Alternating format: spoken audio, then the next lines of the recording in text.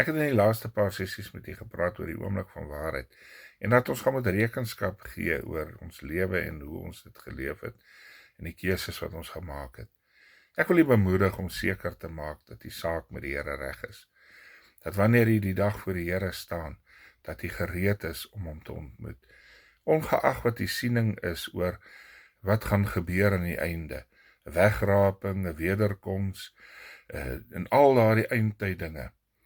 Een ding is seker, elkeen van ons gaan voor God staan en ons gaan met rekenskap gee. Die dood is vir almal 'n sekerheid en dit weet ons gebeur vir elkeen, ongeag van al die ander dinge hoe dit gaan gebeur. Dat wanneer daardie dag aanbreek dat ons voor God staan, dat ons gereed sal wees. Dat jy gereed sal wees om saam te gaan, dat jy gereed sal wees om hom tegemoet te gaan en die ewige lewe te kan beerwe.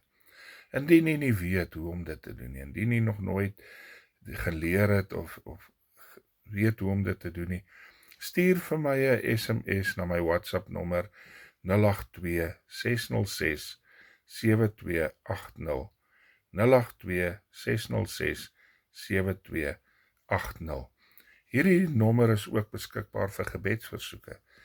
Enige iemand wat 'n gebedsversoek het, is meer as welkom om 'n WhatsApp te los. Dis nie 'n lynnommer nie, gaan nie geantwoord word as jy bel nie, maar stuur 'n WhatsApp en ek sal terugkom na u.